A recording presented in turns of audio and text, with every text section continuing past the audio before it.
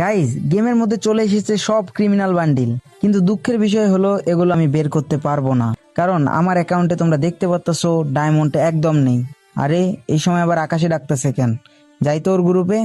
বন্ধু, ক্রিমিনাল বান্ডেলটা পড়তো, একটা ভিডিও বানাবো।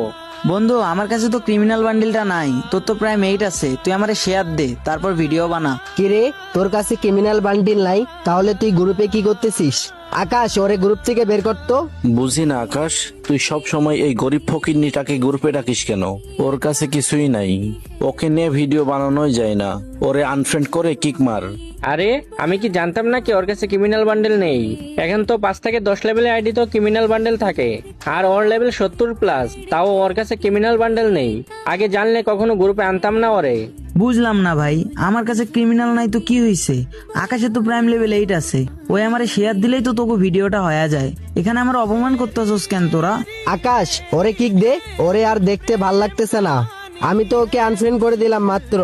এমন ফ্রেন্ড রেখে লাভ কি, যে কোনো কাজে আসে না। আমিও আনফ্রেন্ড করে দিছি। আকাশ, তাড়াতাড়ি ওরে কিক মার, আমি ভালো প্লেয়ার ডাকতেছি। রনক, তুই এখন গ্রুপ থেকে যা তো, না হলে কিন্তু আমি নিজেই তোকে কিক মেরে দিব। থাক বন্ধু, তোকে আর কষ্ট করে কিক মারা লাগবে না। আর একটা কথা কি জানোস, তোদের মতো আমার জীবন এতটা সহজ না। আমি একটা মধ্যবিত্ত পরিবারের ছেলে, ছোটবেলা থেকে অনেক শখ ছিল, কিন্তু সব শখ পূরণ করতে পারিনি। এই যে তোরা যে ক্রিমিনাল বান্ডিল নিয়ে আমার অপমান করলি না, তুই জানোস এই ক্রিমিনাল বান্ডিল যে আমি বাইর করবো 4-5 হাজার ডায়মন্ড দিয়া, ওই ডায়মন্ডের টাকা দিয়া আমার ফ্যামিলির 15 দিনের খরচ চালাতে পারবো আমি।